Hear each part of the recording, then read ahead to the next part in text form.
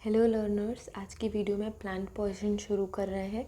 बाकी की पहली वीडियोस में आपको मेटालिक पॉइजन मिल जाएगा। हमने 3 मेटालिक पॉइजन के बारे में डिस्कशन किया है, आर्सेनिक, लेड और मर्क्यूरी।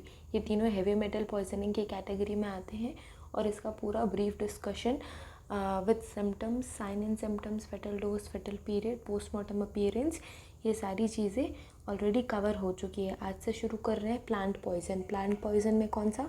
धतूरा। अब प्लांट पॉइजन प्लांट ओरिजिन का होगा, बहुत ज़्यादा ऑब्वियस है, इस वजह से उसका डेफिनेशन वगैरह मैंने ऐड नहीं किया है। शुरू करते हैं धतूरा पॉइजनिंग से ही। तो जो प्लांट पॉइजनिंग है उसमें हम फर्स्ट डिस्कशन करेंगे धतूरा का। तो धतूरा क्या होता है? जो इंडियंस हैं उनके लिए बहुत ही ज़्यादा कॉमन है, क्योंकि शिव जी की पूजा करते हैं तो उसमें इसका फ्लावर चढ़ाते हैं, इसके फ्रूट्स चढ़ाते हैं। यहाँ साइड में मैंने छोटा सा प्यारा सा पिक्चर लगाया हुआ है।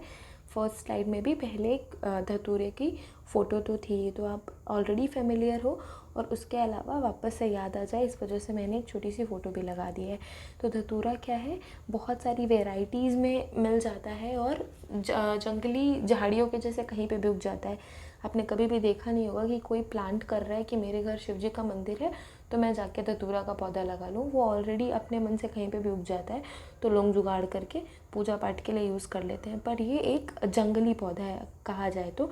बहुत सारी वैरायटीज़ आती है, जैसे कि जो मैंने फ़ोटो लगाई है वो वाइट है, पर उसमें भी और डिफरेंट डिफरेंट कलर की फ्लावर्स वाले पौधे आते हैं, तो स्लाइटली डिफरेंस रहता है, वैरायटी होती है।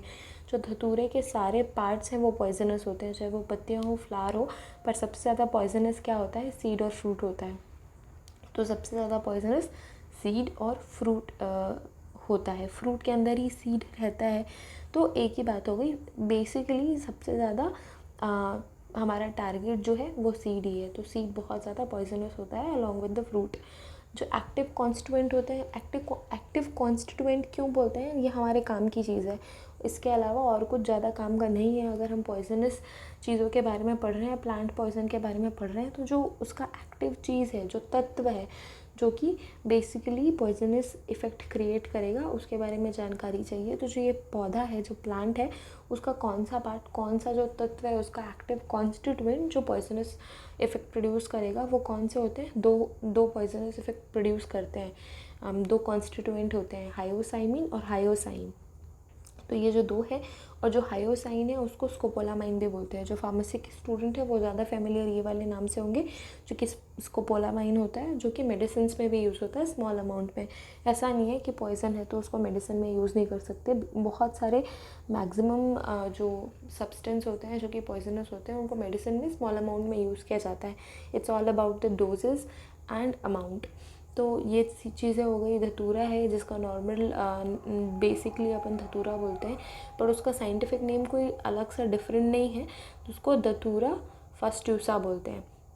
उसके अलावा इसका सारे पार्ट्स जो हैं वो पॉइजनस होते हैं, और सबसे ज़्यादा पॉइजनस सीड या फ्रूट होता है। एक्टिव कॉन्स्टिट्यूएंट दो हैं भाई, हायोसाइमिन और हायोसाइन, जिसको स्कोपोलामाइन भी बोलते हैं, और एट्रोपाइन के ट्रेसेस भी मिल सकते हैं इसमें। उसके अलावा जो बीज है, जो हमारा सीड है, उसके अंदर जो हमारा फ्रूट है, जो हमारा फ्रूट है उसके अंदर कितने ऑलमोस्ट सीड रहते हैं? 400 से 500 के आसपास सीड रहेंगे। आप कभी धतूरे का बीज अगर टूटा हुआ देखोगे तो उसके अंदर, जैसे शिमला मिर्च में छोटे छोटे बीज होते हैं ना, वैसे ही बहुत सारे बीज रहते हैं। तो 400 से 500 के आसपास अगर गिनने बैठोगे तो आपको 400 से 500 के बीच में उसके सीड मिलेंगे। उसके अलावा यूज़ या अब्यूज़ क्या होता है? इसका यूज़ करेंगे या फिर अब्यूज़ करेंगे, तो उसका डिस्कशन होना है। धतूरा is used in Ayurvedic system of medicine. Ayurvedic system में यूज़ करते हैं धतूरा को। और मिस यूज़ कैसे किया जाता है? अबॉर्टिफिशिएंट के रूप में। अबॉर्टिफिशिएंट वो सारे चीज़ होती है, वो सब्सटेंस होते हैं जो अबॉर्शन इफ़ेक्ट क्रिएट करते हैं या जो अबॉर्शन क्रिएट करते हैं। तो जो धतूरा है वो आयुर्वेदिक सिस्टम में यूज़ होता है मेडिसिन के लिए। और मिस यूज़ कैसे होता है? As a abortifacient and sometimes mixed with liquor. अब कुछ जो तूफ़ानी लोग होते हैं वो लोग अपने लिकर में भी इसको मिक्स कर लेते हैं ताकि ज़्यादा अच्छा इंटॉक्सिकेशन प्रोड्यूस हो। उसके अलावा जो क्रिमिनल्स हैं वो क्यों यूज़ करते हैं इसको? किसी भी पर्सन को रॉब करने के लिए, उसको लूटने के लिए, या फिर छोटे बच्चों को किडनैप करने के लिए इसका अब्यूज़ किया जाता है। अब ये यूज़ या अब्यूज़ कैटेगरी में आप कैटेगराइज खुद से कर सकते हो कि कौन सा यूज़ है कौन सा अब्यूज़ है। तो ये सारी चीज़ें यूज़ की जाती हैं। आयुर्वेदिक मेडिसिन ये तो चलो ठीक है हो गया, उसके अलावा अबॉर्टिफिशिएंट के रूप में यूज़ करते हैं, और कुछ तूफ़ानी लोग अपने लिकर में इंटॉक्सिकेशन को एनहांस करने के लिए भी ऐड कर लेते हैं। उसके अलावा जो क्रिमिनल्स होते हैं वो छोटे बच्चों को या किसी बड़े को भी किडनैप करने के लिए यूज़ करते हैं, क्योंकि थोड़ा सा इसमें इंटॉक्सिकेशन जल्दी प्रोड्यूस हो जाता है, लोग झूम जाते हैं, तो इस वजह से किडनैपिंग के लिए यूज़ हो जाती है। पर्सन को अगर रॉब करना है तो यूज़ होता है। अब सिम्टम्स कौन कौन से होंगे इसके? बिटर टेस्ट रहेगा, अब कोई स्वादिष्ट तो रहेगा नहीं है, अगर पॉइजनस है तो बहुत अच्छा मस्त बिटर टेस्ट रहेगा। डिफ़िकल्टी होगी स्पीच में। इसके बाद जब इसका इफ़ेक्ट क्रिएट होने लगेगा, अब खा लिया, बिटर टेस्ट तो पता चल गया, उसके बाद डिफ़िकल्टी होगी स्पीच में, बोलने में डिफ़िकल्टी आएगी, बहुत ज़्यादा प्यास लगेगी, एक्सेसिव थर्स्ट वाला सिचुएशन क्रिएट हो जाएगा, माउथ ड्राई हो जाएगी। अब थर्स्ट लग रहा है, अगर किसी को प्यास लग रही है तो माउथ तो ड्राइनेस होगी माउथ में, तो माउथ ड्राइनेस हो गया, थ्रोट का ड्राइनेस हो गया following with the excessive thirst. उसके अलावा बर्निंग पेन होगा स्टमक में बर्निंग पेन होगा। अब बिटर टेस्ट है वो पेट में जाके बर्निंग पेन क्रिएट करेगा।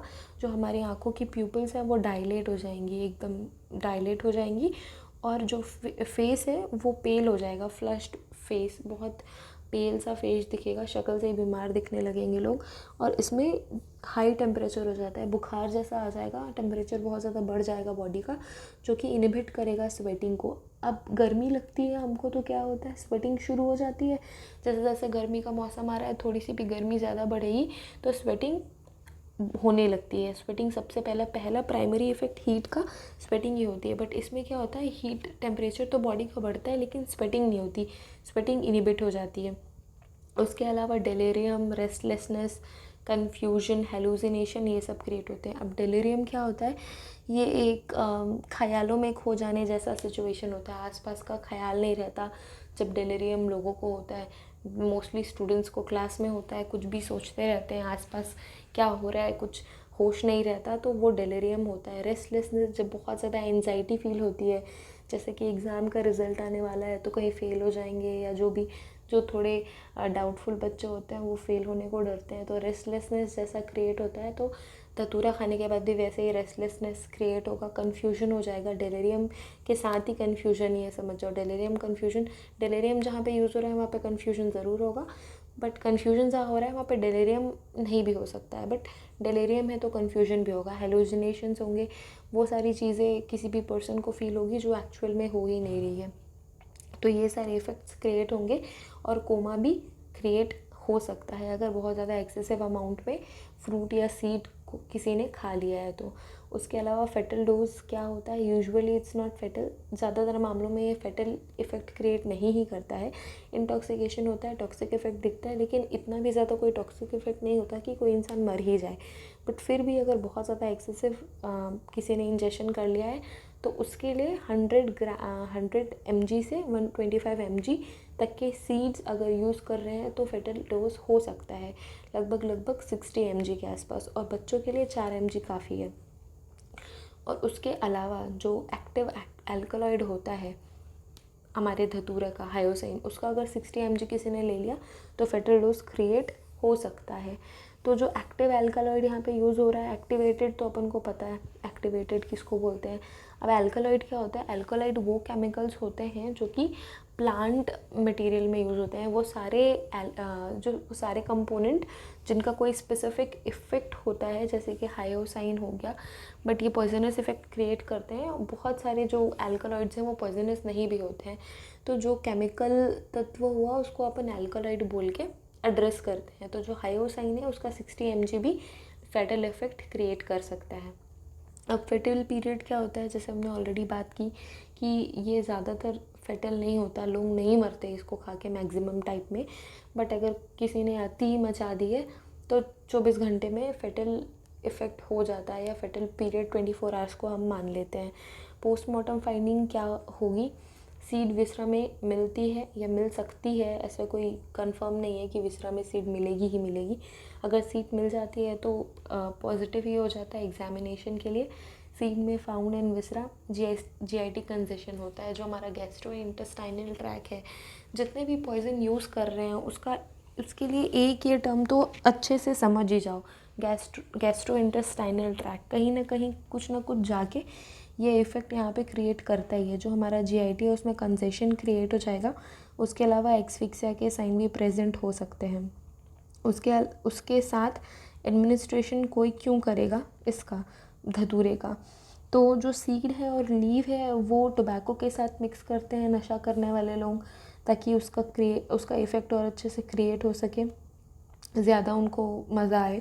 तो सीड और जो लीव है वो टोबैको के साथ मिक्स कर लेते हैं, या फिर कुछ लोग होते हैं वो उसका एक्वस एक्सट्रैक्ट निकाल के अपने लिकर में मिक्स कर लेते हैं, जिससे इंटॉक्सिकेशन बढ़ जाता है।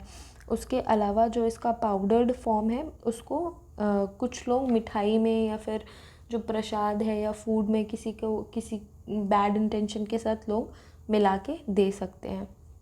तो एडमिनिस्ट्रेशन की बात हो गई यहाँ पे।